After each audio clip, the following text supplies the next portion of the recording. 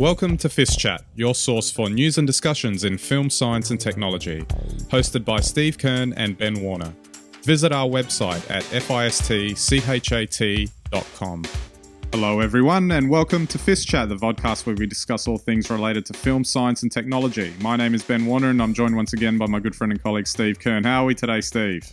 I'm good, thanks, Ben. Hello, FiST Chat fans. It's great to be here for another episode. Yeah, absolutely. Talking about takeovers in film science and technology. Now, there's a couple. Well, they're not all takeovers, but you get the idea that takeover partnership or whatnot. And there's been two very interesting ones of recent note, and actually a science one that we'll cover that was only a month or so ago that made some headlines.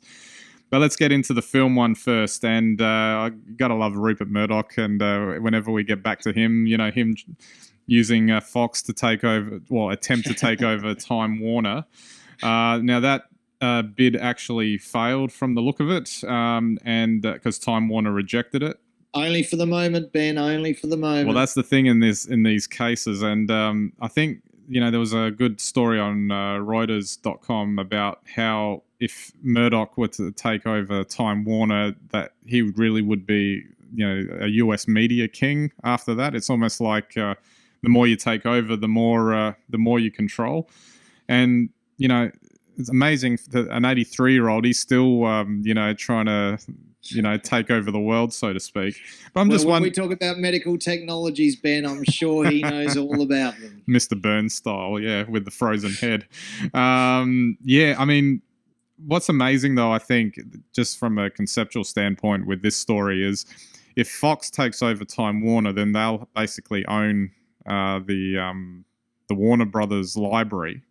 Can that be a good thing for Hollywood in general if, you get that kind of a merger? It's like a consolidation of, libraries. And I thought that, maybe if there was different studios at least, all competing with each other, that it makes it more likely that they'll try and do, compete to make better films or something like that. Well, it's an interesting thing is that some of the analysts speaking about this have, basically said that they will still run Warner Brothers and Fox as competitors. And in the past, Murdoch through Fox or News Corp has actually done things like this, with newspapers and still run them as competitors because that's his philosophy. He thinks that works well. But as long as they both make truckloads of money.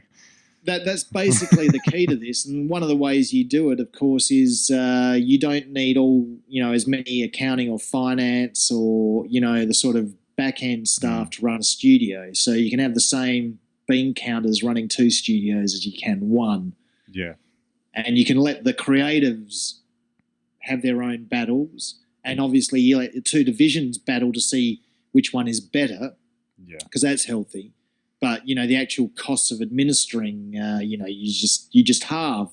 So, and plus it means that if merchandising and sales, there's only one shop to come to. Yeah, that's right. So you can see from a corporate sense, it makes a lot of sense. Would we notice it as consumers? Probably not.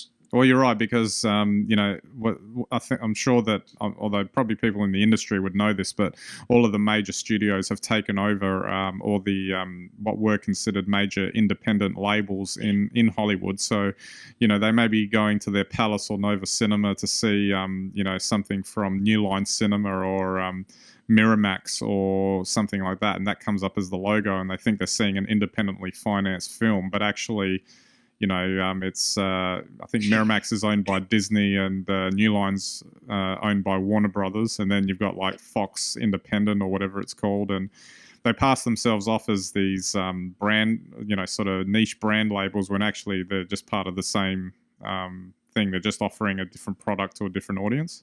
Absolutely. And I think, by extension, this is part of the digital shakeup that's happening now as well. I mean, one thing we often forget about News Corp is we talk about it individually. We talk about it as a newspaper corporation, or we talk about it as a film company, or we talk about it as a cable.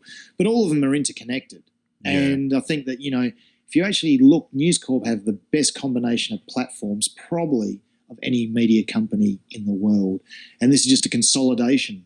This is just to make sure that, Fox has got the best content, and they can take it from Hollywood to cable, and they can write about it in their newspapers and magazines. So it's really like, putting in the flags there and drawing lines in the sand around, I guess, the industry as it goes through the changes that we're seeing. Yeah, well, I guess he may have to set his sights on something like Netflix soon if they get a bit too big, because that's offering a very different business model from the past in terms of content distribution, and they're doing really well. And I'm sure you would have seen that they're coming to Australia now too at some point. So and it's not going to be good for Foxtel, I wouldn't have thought. Well, I think this is, part of what Murdoch is doing. I mean, interestingly, though, the original offer was 80 or 85 billion for Time Warner. Let's just wind the clock back to 2000, 2001. AOL took over Time Warner back then for 160 billion. Yeah. So that might put it in perspective for everyone. It's almost insulting, really, that figure. Well, it is. Or it just goes to show you exactly how mad the world was when AOL took over Time Warner. Exactly. All right, we'll move on. We'll move on to our science takeover story. This was actually back in May. AstraZaneca takeover would benefit science. Pfizer, is it? I can't remember the... Pfizer. The guys that gave us Viagra. Yep, that's right. For those that need it. So those that don't need it. Yeah, that's right. This was picked up in Reuters as well. Pfizer sought to allay fears that its proposed $106 billion takeover of AstraZeneca would deal a blow to drug research. The deal would have been the largest foreign takeover of a British company and raised fears that resulting cost cutting would see the loss of thousands of skilled jobs and undermining the UK's science base. Is that serious or just unfounded, do you think? It depends how it plays out. Once again, this is no different to the Murdoch scenario. Okay, behind every corporation, there's a whole lot of bean counters. Yeah. One set of bean counters can do 2 lots of counting, for no more cost. So it's profitability. Yeah. Obviously, the takeover involves Pfizer getting its hands on more patents or more medical research that has a value. Would it reduce scientific research? It depends.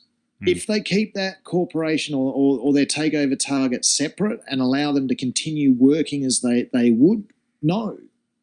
In fact, it's probably better because there'll be better communication of the aims or probably information within the company. But it's impossible to say. We don't know what they're doing. But essentially, it's no different to News Corp trying to take over Time Warner. There's a whole lot of benefits from the corporate sense. Would we as consumers notice a difference? I doubt it. I guess maybe the fears come from this idea that I guess science is coming from in a sense, a non-profit perspective because it wants to achieve certain outcomes that may not necessarily adhere to, quarterly statements. But the most successful field of science is pharmaceuticals, and that has been privately run for a long time. So it's I guess it's the nexus between pure science and applied science and between science for science's sake and science for making money as well as saving lives. It's a very tough one, but, medical research is incredibly expensive. It's incredibly expensive. If you have small companies, and you do have a lot of small companies out there trying to do it, the reality is the quality of their research longer term is probably more assured and probably be better in a corporate sense. There'll be plenty of people who disagree with me on that, but it just all comes back to dollars. Yeah, exactly. All right, let's move on to our tech one. We've got it's more of a merger, this one, but also which is the Apple and IBM agreement. But this is an interesting one, Ben. We'll have to after we talk about that. I also want to just briefly mention the Microsoft Nokia fallout that made headlines this week. But we'll start with Apple and IBM, and they almost seem like oil and water just thinking about it. But if you look at it a bit more, if they play to their strengths, so Apple is the consumer-focused, devices company that makes great devices for individuals, and IBM is entrenched in the enterprise and providing solutions for big companies and their IT. If they look past, where they don't sort of match up, there's potential that this could be a huge deal for enterprise, and I guess the beneficiaries would probably be Apple more than IBM, because Apple gets to push itself into the enterprise a lot more if they're able to pull this off. Well, I think they'll both be winners. It's very interesting. I mean, IBM left hardware a few years back now, so they have no hardware anymore. They're a bit in the Microsoft area. Yeah. And Apple really have never really produced software. They've produced operating systems, but you go to the iTunes store or the App Store, and let's face it, it's all third party. Yeah. What this allows Apple to do, I guess, is to finally have some proprietary, software for their systems. It's not an area they've ever had much interest in going into. Yeah. It's the one area where IBM can expand into by doing a deal with Apple without any competition. So there won't necessarily be competition in the same way that you get with Windows machines and Microsoft in that sphere. So I guess it makes a lot of sense. I wonder what IBM will be doing, though, and I wonder what Apple intends IBM to do. Well, I guess we'll see that as it goes forward. I guess for me, I would think that, for Apple, this is pretty good because it provides, it'll make a lot of IT sections in these big companies a bit more, be able to breathe easier because they're probably familiar with the IBM solutions. But, if we end up seeing, a Lotus Notes app appear on the iPhone, it's probably the end is nigh, I think. Well, it would be. I don't think they'd make that mistake again. But I wonder if, and this is just pure speculation. I mean, is it a case of, with more and more bring your own device to work, if IBM was to create a system where people could do that easily, especially with Apple products, then Apple would actually have hardware into the business market, which would be huge for them. Yeah, absolutely. And just finally, we have to mention the fallout, I guess, from the Microsoft takeover of Nokia. Now, initially, that kind of made sense when it was first proposed, because Nokia was going down, so to speak, in terms of its standing, and Microsoft was trying to pump it up to keep its Windows Phone platform up and running, and taking over their business, part of a good chunk of their business seemed like a logical thing to do. But the thing is, it's like you said, this consolidation of resources, and all of a sudden there's this big announcement this week of huge amounts of layoffs at Microsoft, but a good chunk of the employees that are going are from the recently acquired Nokia division. So it's a tough environment, and you feel sorry for I think it was 18,000 that they identified that will be losing their jobs, but it's a reality of the corporate world when things like this happen. Well, we're moving into that consolidation phase, of everything from media through to services through to hardware now. Yeah. And I think it's, that's probably where the big changes are coming. I mean, so we'll see what happens, but it's like it will be a very tough time. Basically, we've got new devices, new capacities, and some of the equipment or some of the hardware makers are probably just not where they should be at. Yeah. So. But what's interesting for Microsoft is that they seem to have put a line in the sand about actually manufacturing devices, because the Nokia division actually was quite proficient at manufacturing devices, and now they're kind of saying that they don't want to go down that path, and they're going to focus probably more on their software, which I guess probably makes sense because that's what they've primarily been about.